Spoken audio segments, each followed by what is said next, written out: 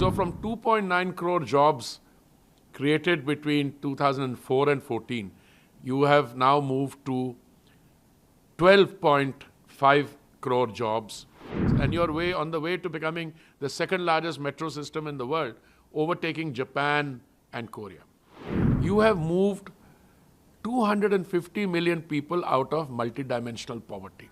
So new jobs have been created, and the recent reports also show us. What would you like to add on this? No, you're absolutely right, ma'am. That's one of the reports which is doing the rounds for the last few hours, that the chief economist of the State Bank of India, I think his name is Soumya Kanti Ghosh, he's brought out a report which indicates that in the last 10 years, that is the 10 years of the Modi government from 2014 to 2024, a total of 12.5 crore jobs were created.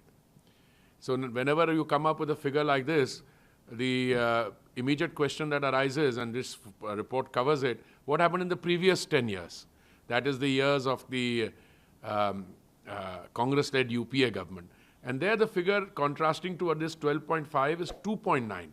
So from 2.9 crore jobs created between 2004 and 14, you have now moved to 12.5 crore jobs in 2014 to 24.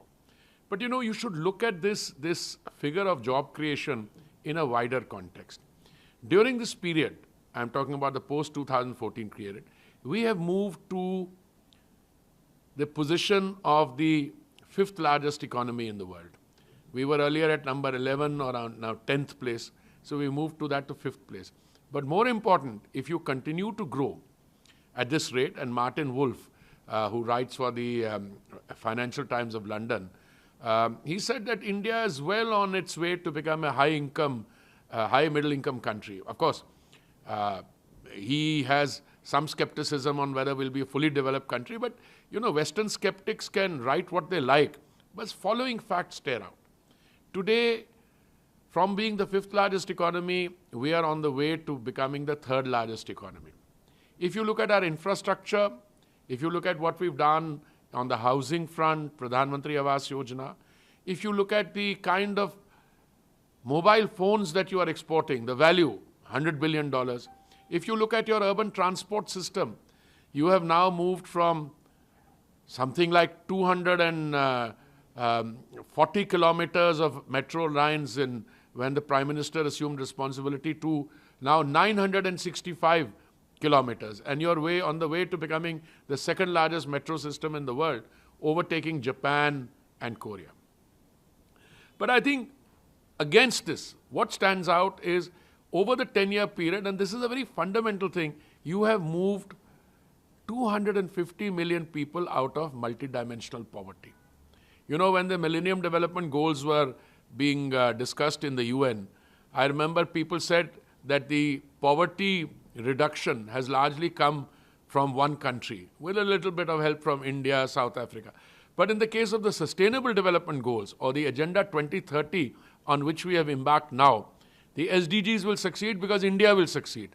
And India is succeeding because of the programs of the central government, the Modi government, no matter which area you look at it, SDG 11, SDG 5, etc.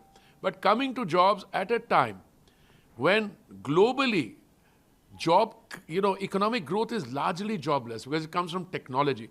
For us to have created 12.5 crore jobs here in the formal sector, and in addition, the number of people who are on the, what is called the Udyam registration portal of MSME, total 20 crore people are there.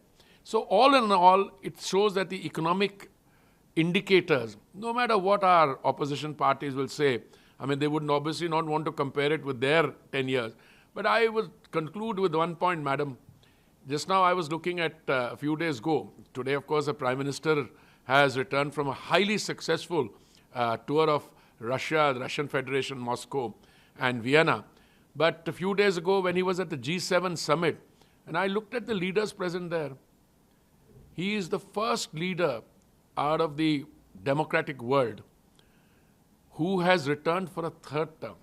If you look at those who were gathered there, I mean, all the major democracies were gathered there, I don't know whether any of the leaders will get a second term also. Certainly, that is not the impression I'm getting from North America, the United States, or from Western Europe.